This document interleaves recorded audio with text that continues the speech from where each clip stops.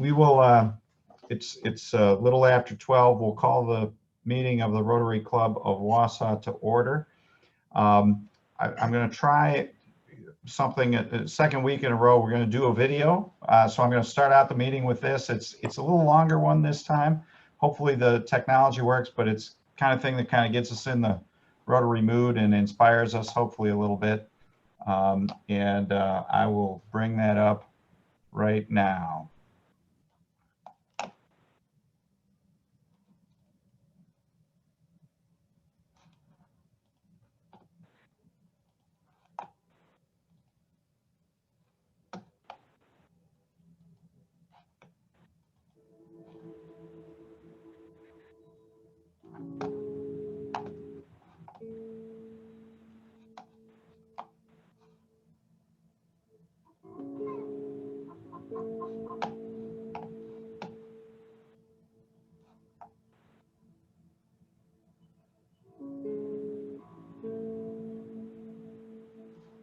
If you talk to any grower, they hate to see any of their product that they've worked for months and months to grow go to waste. And so what we do is we work with those growers to find a way to make sure that product doesn't go to waste.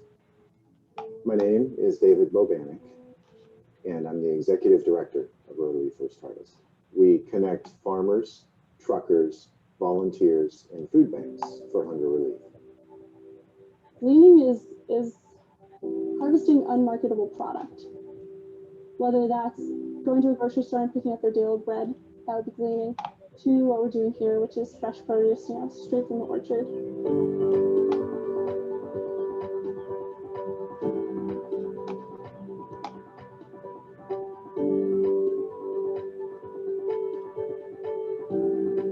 My name is Adam McCurdy, and I'm the field production manager here at Oxbow Farm. Yeah, it's amazing to think about the food going to people that need it, because there is so much waste. So many times it's not economically viable for us to go in there. However, there's that crop is still completely edible, and the fact that we are getting food to folks that need it just keeps us going. Since the beginning, the key for Rotary First Harvest has been to connect and collaborate. So we don't necessarily own trucks, we don't own farms, but we work with those who do to help them get their produce into the food system.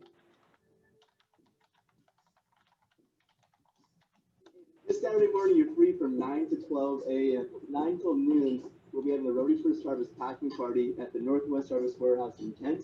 We have a truckload of gala apples coming in, about 60,000 pounds. We'll be repacking those. We'll be going out to food banks next week. We'll also be repacking peas. So if you're available this Saturday morning, I really hope you can make it there. It should be a great way to spend a morning with friends and fellow Rotarians.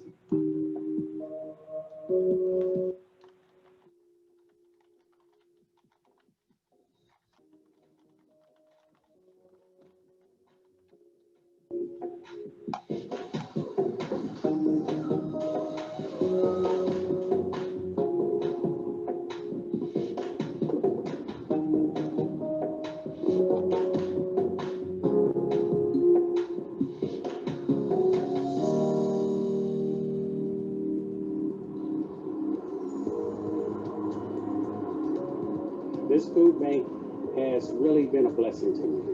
In fact, it has helped a lot of people sustain life. Take care. Need some frozen vegetables. Fresh frozen vegetables. Mom will be proud of me. What I would say to the people that volunteer or coordinate the food bank, you're doing an awesome job. I thank you from the bottom of my heart very much. If you don't hear from other people, they also thank you.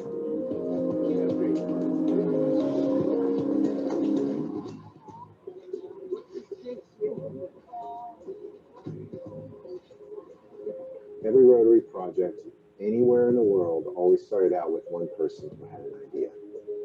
And then they were able to grow and develop that idea by getting other Rotarians engaged and using that powerful network of Rotary to really change the world.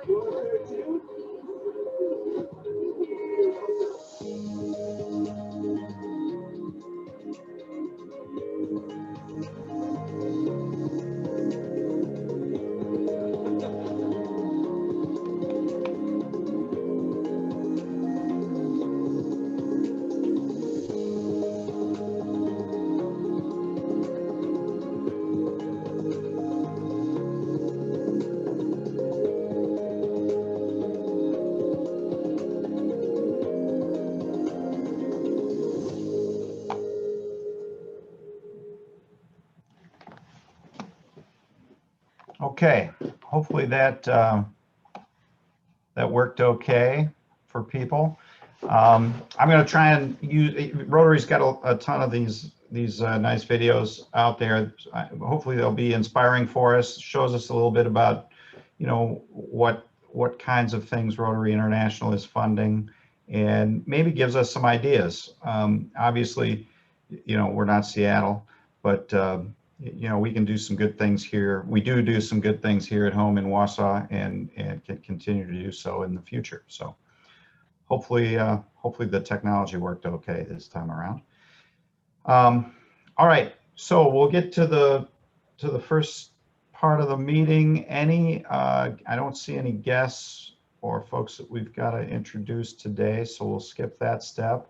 Any announcements for anybody? I've got a couple, but anyone else have anything they want to cover? This is Gayleen.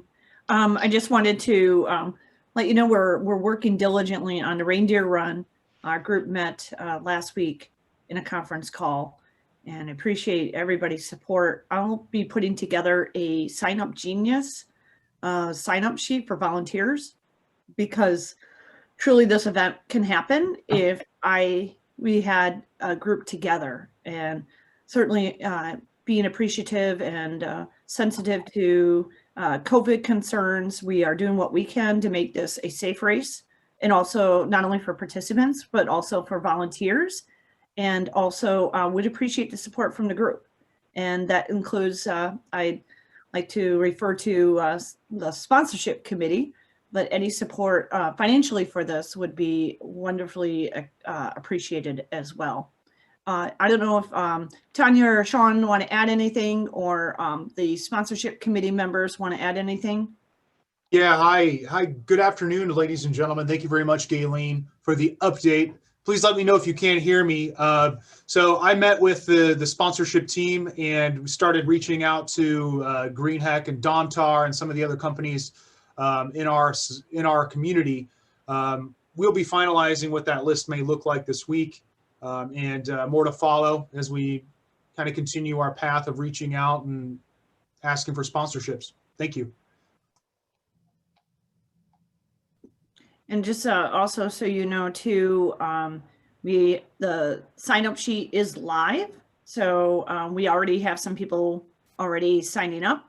This is a race that's not only in person, but also virtual. It's gonna be pretty low key. We're gonna try to keep it low key and try to do what we can to raise some funds that support some of our local activities that this type of event does for our club. That's all I have. I would just add, even if you sign up and don't run, you can sign up, and it would be a nice donation to the club under the Rotary Run.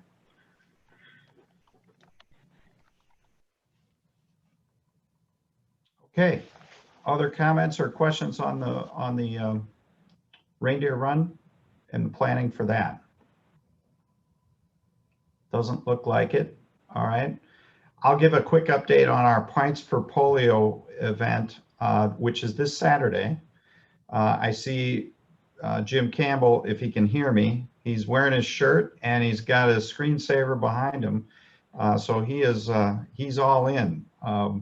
He's probably already ordered 3 growlers if I know him, if I'm guessing right. I just finished 2 of them.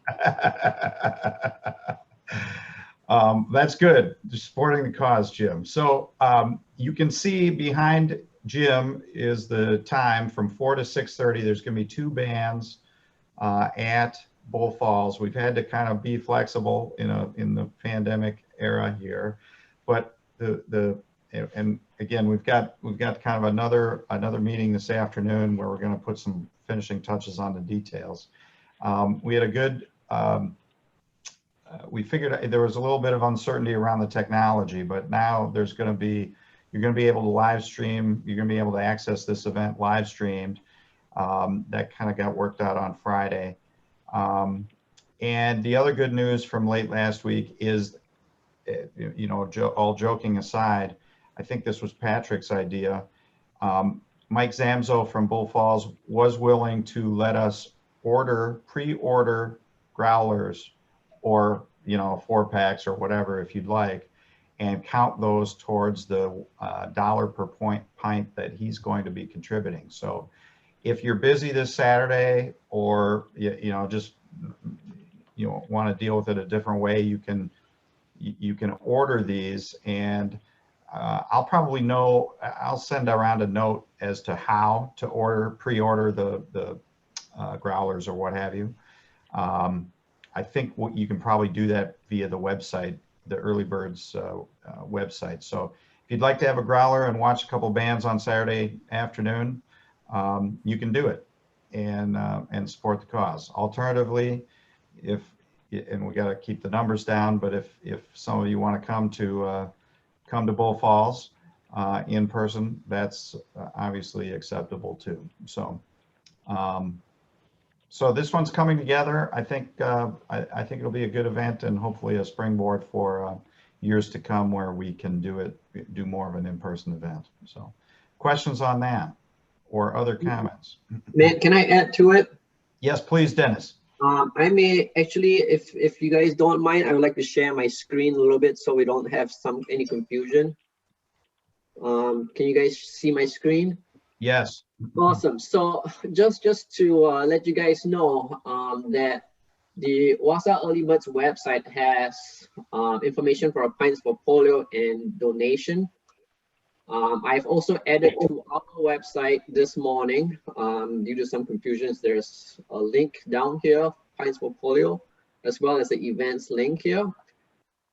Members, I encourage you guys to actually register the event. Registering the event just puts your name in for door prizes. Now, if you register, when you click on that, it should automatically, from our website, it should automatically go to guest registration, just in case. It's easier for you probably to register through guest registration. This is actually using our DECDB, but some of you don't know DECDB too well, so it's okay to just go through guest registration. If you have a DECDB login, go ahead, put in your password and your username to log in. Again, registration just helps with one, knowing who's all coming, who's all on the list. Two, it adds your name to the door prize. Donations for the cause. This donations using PayPal that's linked. Oh, expired. Never mind.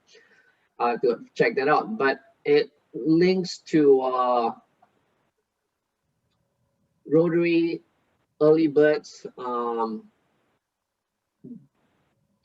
PayPal account that they will actually determine who donated. If it's a member of our club, the contribution basically goes towards us. If it's a community donation, someone found in the community, then it's split between both clubs. And if you are going to still interested in purchasing the apparel, there's a link here for the apparel too. So that is the ways you can contribute.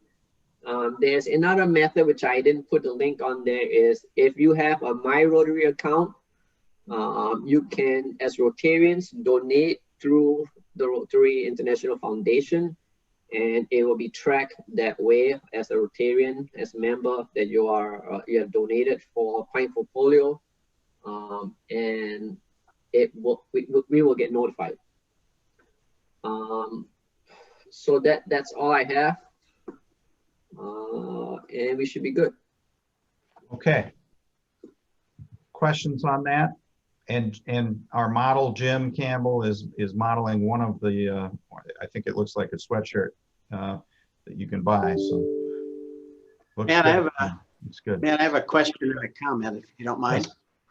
Yes. The comment is, thanks to Dennis for all these nice changes and improvements. I was dialoguing with him beginning the weekend about how to navigate some of these things, and he is so quick and responsive in adding these features and functions to the website, clarifying things. So I appreciate it very much, Dennis. Great work. The question I have is that by registering, does that mean we'll end up getting a link for a virtual view of these bands if we don't choose to attend in person? What's gonna happen is, okay, so we have a list of registrants coming in. When the event starts and we know that we have received a link for the event, Randy Winter will probably be utilizing that registration list to send out a mass email saying that click on this link to participate in the live event.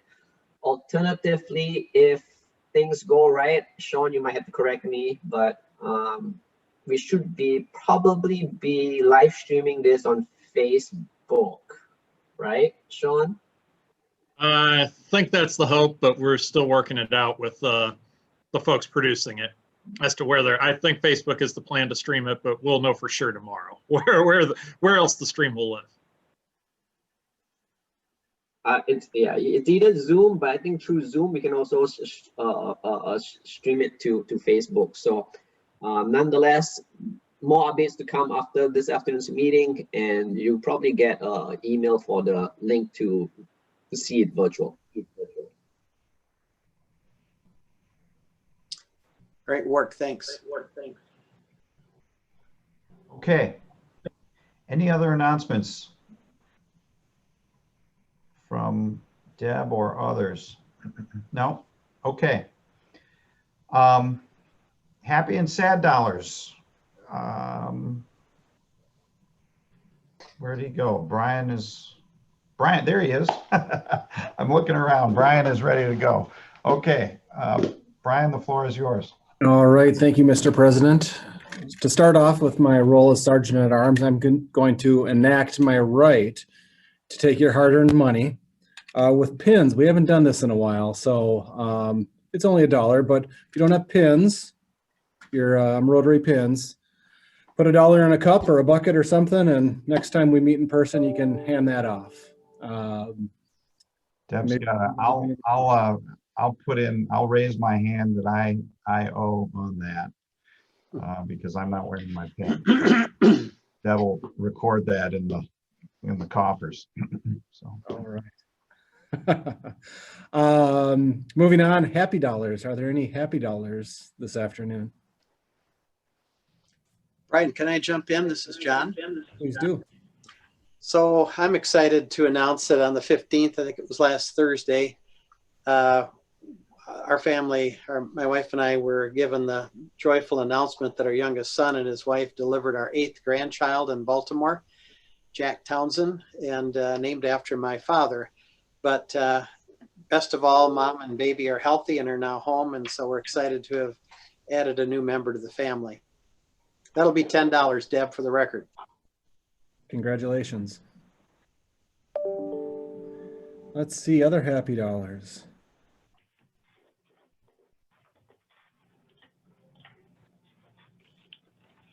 Now, I took some dollars, but I think we can still be happy today. All right. It's a Packers loss. I get it. Moving on. Sad dollars.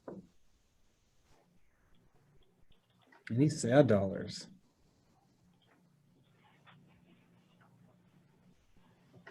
And let's go for fess up dollars. Anybody qualify for fess up dollars? I think I qualify for a fess up dollar because Dave Anderson and I put an opinion piece in or an editorial on the Pints for Polio event. I haven't even figured out exactly where that ran, but I know John Townsend sent me a note. So I'll put in a fess up dollar for that. And I'll also put in a happy dollar. I see Leah is there, and I think she's the only Wausau East representative. Leah, you've got a tennis match this afternoon, is that correct? All right, so this is a happy good luck dollar for Leah and the rest of the Wausau East girls tennis team this afternoon. You can put that down for me, Deb. Yeah, put one down for me, then I'll match that. All right. This is John. I'll put another $1 matching those $2. Leah and my granddaughter, Katie Martell, were fellow East tennis players. Katie is now graduated, but Leah's still among us and at the local area, and it was fun to watch them play.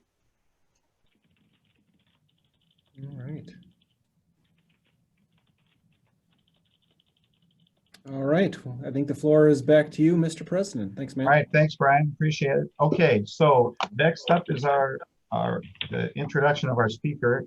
Andrew, you're coming to us live from the moon, it looks like. So you get to introduce our speaker for the day. Mission Control, this is Andrew from Orbit. Good afternoon, ladies and gentlemen. So it's my privilege and honor to introduce Corey Ladick. He was introduced, so Corey is coming to us from the city of Stevens Point. His current role is a comptroller treasurer for the city of Stevens Point, the comptroller treasurer of Stevens Point. He was introduced to Rotary through a group study exchange trip to Brazil. He's a member of the club of Greater Portage County, and he's also a past club president, member of the Morning Club. He's here to discuss Rotary's involvement and information about polio. So it is polio awareness currently, and I'll give the floor to you, Mr. Corey. Okay, thank you. And certainly thanks for that warm welcome. First of all, I'd like to share my screen. So I'm just going to kind of hit share screen here. And let me see here.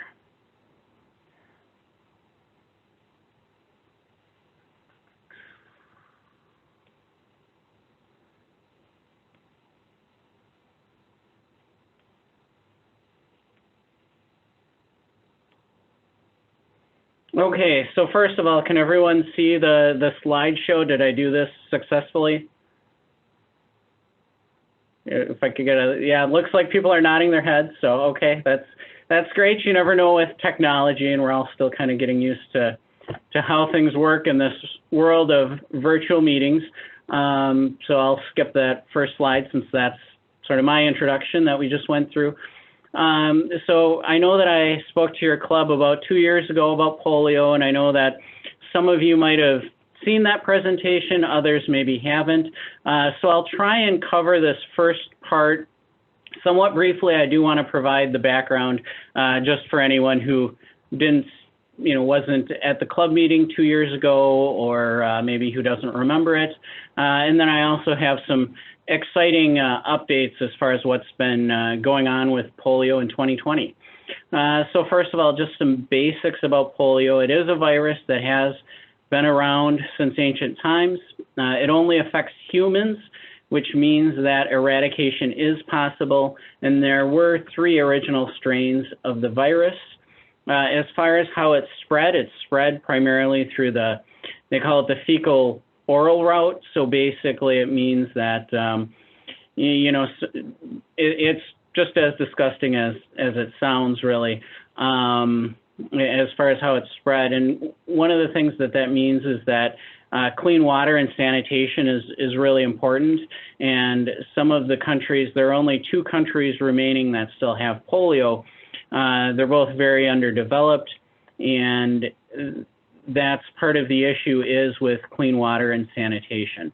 Another thing to know with polio is that with 90% of the cases, they have no symptoms at all. They're completely asymptomatic. But those people who have it, even if they're not symptomatic, they can still spread it to other people. So that does make the virus a little bit harder to track and really keep an eye on where it's going and what it's doing. And then in about 0.5% of the cases, the virus enters the central nervous system and attacks the motor neurons, basically the nerves, producing permanent paralysis or muscle weakness. And that's really where polio gets very devastating, where you can have children who get paralyzed for life. You can also have people die from polio, so that's why it has been a great scourge on humanity for some time. And certainly in the past, in our own country, this was a very feared disease. You can just imagine how much fear that would generate if you had a virus spreading that paralyzed children in your community. You understandably wouldn't want to go anywhere or do anything. So as far as a little timeline about polio, really 1938 was the first year where humanity started to fight back against polio with a campaign called the March of Dimes to start raising money for polio. Some of that money was used for research into a polio vaccine. In 1952, the Jonas Salk vaccine testing began, and in 1955, the vaccine was found to be safe and effective. Widespread vaccination began. The rest of the world, or the rest of the developed world, was soon to follow. But of course, many other parts of the world were left behind that didn't have the money to invest in vaccination campaigns, didn't have the resources to distribute the vaccine. And then one other tidbit about Jonas Salk is, obviously we talk about October 24th being World Polio Day. The reason why we have World Polio Day at the end of October actually is partially to commemorate the birth of Jonas Salk. So just a little trivia there. So in 1979, Rotary started a vaccination campaign in the Philippines for polio. At that point, Rotary really hadn't been involved in polio, but we had clubs in the Philippines. There was a significant outbreak, so we went there to try to do some good. That campaign was very successful, where we really realized, if we kept at this, we could probably wipe polio right off the face of the earth if we really got together and got organized and really pushed this. So in 1985, Rotary launched the Global Polio Campaign, and it was a commitment to completely eradicate polio, and that was going to be our gift to the children of the world. And with that, other groups got inspired. So in 1988, other organizations joined Rotary, including the World Health Organization, the CDC, and UNICEF. And from there, it was really some unbelievable success. The number of polio endemic countries where transmission has never been stopped decreased from 125 in 1988 to 70 in 1997 and to only 4 in 2005. And those final 4 are really what we've been focused on over the last 15 years. There's a reason why those 4 were the last, just because they just have a much more challenging environment for eradicating polio, just in terms of high population densities, poor water and sanitation infrastructure, and underdeveloped health systems. So worldwide cases of polio, 1988, over 350,000 cases of paralytic polio. So over 350,000, primarily children, were getting paralyzed every year in 1988. By 2005, that had dropped to a little bit under 2,000. And then 2005 to the present, we've really been working on the final 4 countries, which are Pakistan, Afghanistan, Nigeria, and India. 2011 was the last wild polio case in India. So certainly that's a huge achievement, especially when you have a country of over 1 billion people. In 2016, last wild polio case in Nigeria. So certainly that was fantastic news, because what that means is that polio is now out of Africa. So that's a huge achievement. So right now, there are only 2 remaining countries with polio, which are Pakistan and Afghanistan. Worldwide cases of polio, so you can see since 2005, it has dropped rather significantly. 2017, it was actually down to only 22 cases, which was really amazing.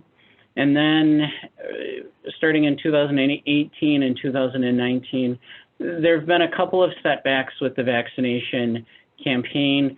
One was a government transition in Pakistan. affected the continuity of government services and the continuity of that vaccination campaign in that area.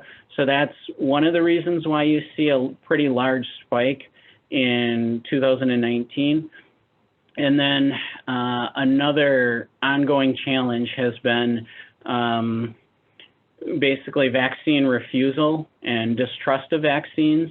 That's been another significant problem. And in 2019, some unfortunate rumors started spreading that, you know, the polio vaccine was making people sick and some other things that weren't true, but that created some hysteria and sort of switched some parents from wanting to get their children vaccinated to not wanting to get their children vaccinated.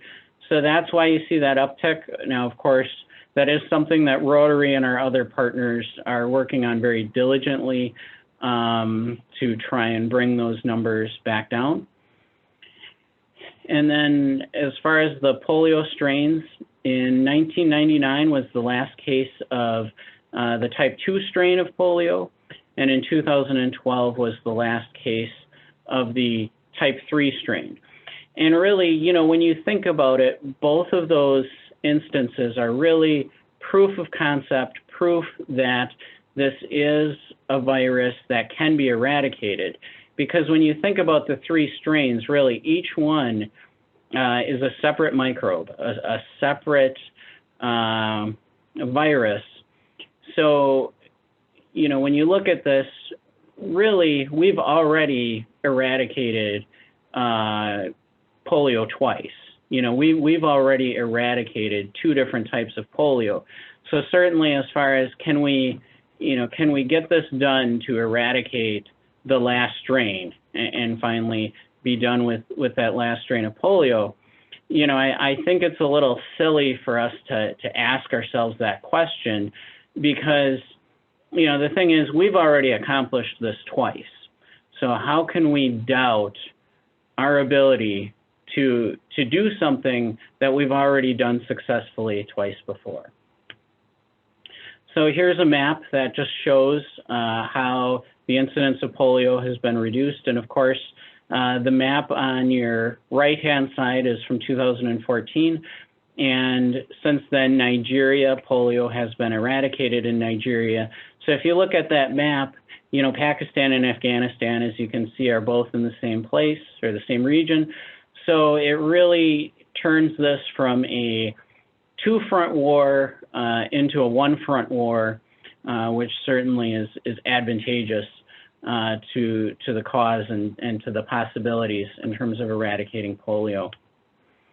And then a recent milestone that we had just 2 months ago, and you might remember I mentioned that Nigeria had its last case of polio in 2016, and whenever a country stops having polio cases, of course, you need to go a number of years to determine, okay, is it truly gone or is it still circulating someplace and we're just not seeing it?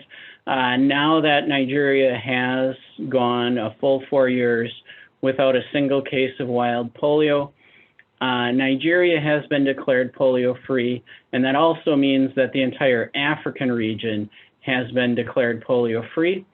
And one of the reasons why that's really meaningful is back in 1996, there was a campaign to eradicate polio in Africa. And of course, in Africa, one of the major sports that a lot of people like is soccer. Obviously, soccer is big throughout the world. So the campaign that was developed was called the Kick Polio Out of Africa campaign, and you can see the graphic with the soccer ball, kind of a catchy slogan. So certainly it's really nice that we finally have gotten there as far as kicking polio out of Africa. And certainly we needed some good news in 2020, so that was definitely good that we were able to get some good news this year.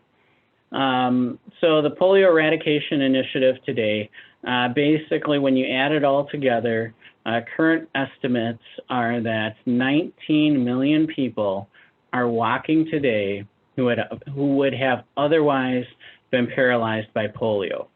The human impact is just enormous when you think about the fact that a lot of these people live in undeveloped countries, which don't have great accommodations for people with disabilities. Removing that amount of human suffering and of human disability from the world is something that I think we can all really be proud of and be proud of as Rotarians to have accomplished that.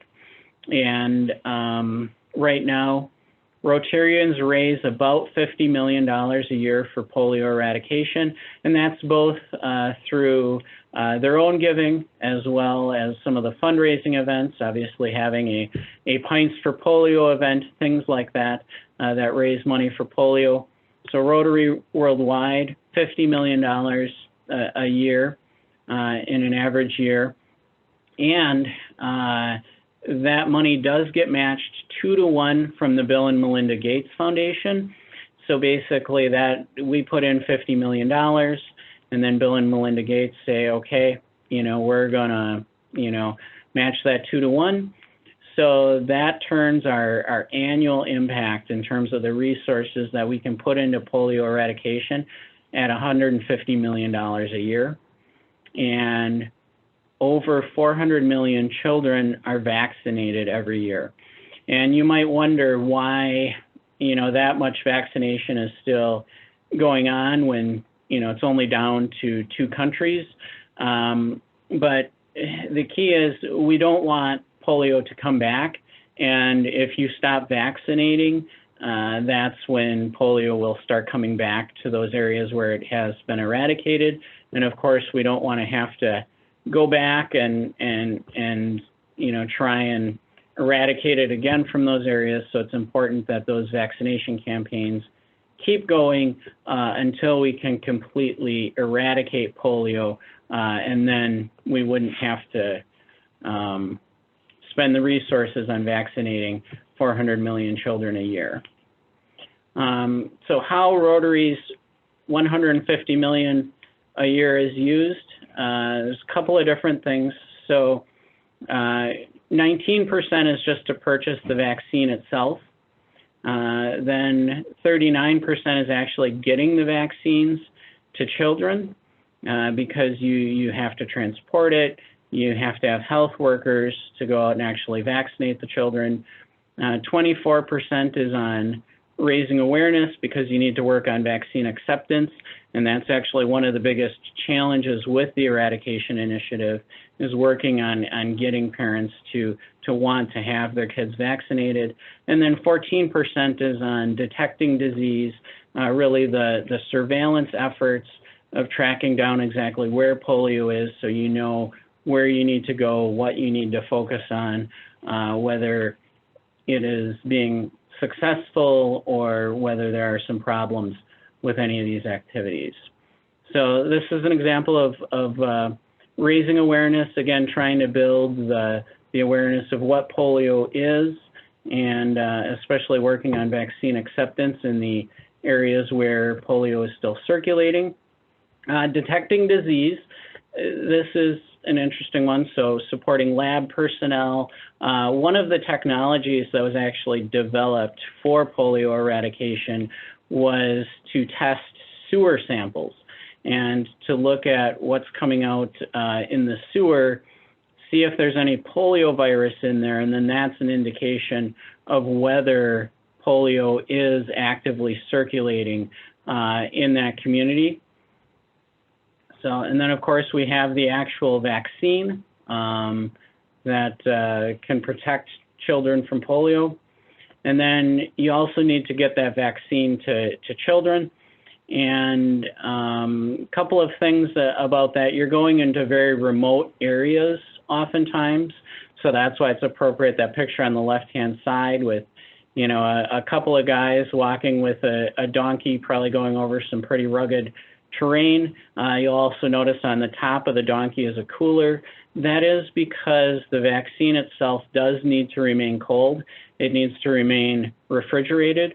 And in some of these countries, that actually is a challenge if you don't have reliable electricity You don't have reliable refrigeration. So that's one of the things that the polio eradication campaign has accomplished, is getting that cold chain established in these countries. And then, of course, the picture on the right is the healthcare workers who really are the true heroes in this fight, and especially considering that the two remaining countries now are conflict areas. There have been polio vaccinators that have been killed in that line of work. So it is something that's dangerous, but it's something that is important enough that people are willing to put themselves in danger in order to do that. So, and then one of the interesting things about polio eradication is, you know, whenever you try and do something good and something positive, sometimes you're trying to accomplish one goal and you start accomplishing other things that weren't really your original goal, but it just so happens that you're doing positive things that have other benefits. So this whole infrastructure of this whole network that's been developed for polio eradication, it's been used for other things because it's there and it can be used for other things. So it's used to help provide vaccinations for other vaccine preventable diseases. It was part of the response to Ebola that happened in Africa a few years ago. And of course, having a strong network of disease surveillance and public health workers and this whole infrastructure set up around monitoring how a disease spreads, well, then when you get something new, you have all of that ready to go, ready to respond, that can be used for some of these other public health challenges. And then, of course, with COVID-19, again, that infrastructure that's been developed for polio has made a huge difference for COVID-19 in the developed world. So this is a quote from the regional director of the World Health Organization, Africa region. And what she says is, in Africa, no one has the footprint of the polio program, nor the expertise for mounting effective response campaigns. With COVID-19 threatening to overwhelm health systems, the extensive polio response network is once again lending crucial support as countries build up systems to contain COVID-19. So, you know, basically what does it all mean as far as our efforts on polio eradication? And I think it is beyond just polio eradication, although that is a worthy enough goal on its own. We're advancing science. We're developing some really critical infrastructure in distributing vaccines. We're also keeping polio from reemerging and minimizing the human impact. And I think that that's really important, that even though we haven't gotten to our final goal of complete eradication yet, we have reduced the number of cases of paralytic polio by 99.9%. So we've really taken a lot of that burden off of humanity. And then finally, also, I think that we're spreading hope, you know, and certainly, for example, like I said, 2020, I think we can all agree, has been a pretty rough year for everyone, a lot of challenges this year. And, you know, when we have some good news, like the fact that we were able to finally eradicate polio out of Africa, one of the things that I did was I made sure to post that on my Facebook page right away, because people need some good news right now. So it is really nice to be able to say, hey, you know, there is progress that is being made on some of humanity's greatest challenges. So how you can help, of course, you can donate to the Rotary Polio Fund. Don't forget that whatever we donate or raise is matched 2-to-1 by the Bill and Melinda Gates Foundation. And other than that, also spreading the word is important in terms of posting on Facebook or any other social media, posting on World Polio Day, which is October 24th. So And finally, just in closing from one Rotarian to another, thank you for being a part of this. This is something that we're all a part of as Rotarians. Sometimes we don't realize how big it actually is and what it's actually accomplishing. But certainly when you take a look at it and when you hear about some of the things that have been accomplished through this campaign, I know I have the feeling like, wow, you know, I can't believe that I'm a part of this, and everything that's being accomplished. But as a Rotarian, this is something that we're all a part of. So with that, I'll take any questions that anyone might have. Corey, thanks. I have a question. And everyone, all the more reason to buy some beer or T-shirts for this Saturday. But Jeff, go ahead with your question. What is wild polio? So the reason why I refer to wild polio is because you have another, I guess, type of polio called vaccine-derived poliovirus, and the circulating vaccine-derived poliovirus is actually a virus that circulates from the oral polio vaccine, because the oral polio vaccine, which is what's primarily used in the developing world, it contains basically a weakened form of polio that isn't dangerous to humans, but that'll build immunity. Well, the issue that you have is in some of these countries where vaccination rates are really low, that weakened polio virus can spread from person to person, and actually it will immunize, you know, the people that it spreads to. However, if the vaccination rate is so low that it spreads too many times and jumps between too many different people, it can start to mutate and become a polio virus that actually does present a danger to humans, where basically it starts to regain its strength. So that's where you do have parts of the world where we don't have any wild polio, like Nigeria, but where you do have some circulating vaccine-derived polio virus. Interesting.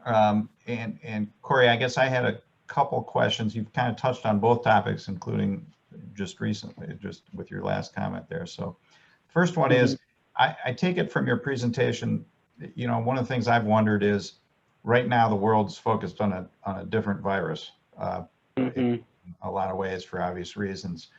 But your presentation and maybe the stuff that Rotary International is putting out there would suggest that, you know, not that the benefits outweighing the downsides is probably not the right terminology for something like this. They're both terrible diseases, but you don't feel like the effort from Rotary International to eradicate polio is being hamstrung dramatically by the fact that the world is focused on COVID-19. I don't, you know, I think that the focus from Rotary continues to be on polio eradication. You know, this is a goal that we've had for over 30 years. So I don't think that anyone is looking to back down from that. You know, of course, the eradication programs in the two countries where polio still circulates, Pakistan and Afghanistan, you did have an interruption to those vaccination campaigns during the initial COVID-19 lockdowns. So in March and April and May, you did actually have a halt to sending vaccinators, you know, door to door through communities to vaccinate for polio, just sort of based on the adage of first do no harm. And so you did have an interruption, but, you know, now that I think we're better prepared to to handle COVID-19 or to adjust, different activities to the new reality with COVID-19 and, provide masks and protective equipment and everything. Those vaccination campaigns have been resumed in a way that's safe from the COVID-19 perspective as well. But one of my concerns would be, I think it's sort of a challenge as Rotarians to say, okay, how do we get people to care about polio when we have this COVID-19 threat right in front of us? And I think that that's where, we really have to be able to tell the story that, what we're doing with polio is not just about polio.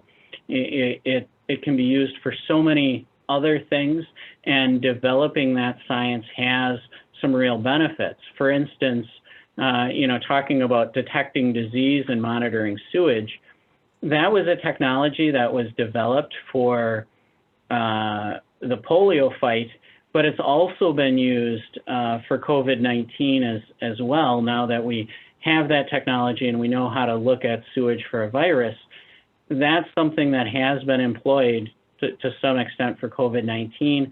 It's a tool that's there because it was developed for polio. So I think, it's a matter of just making the story relevant to what everyone is focused on today. Sure. Okay. Last question then, or we've only got a couple minutes left, but you touched on the kind of the both the anti-vaccination movement and the vaccination and vaccine-induced polio.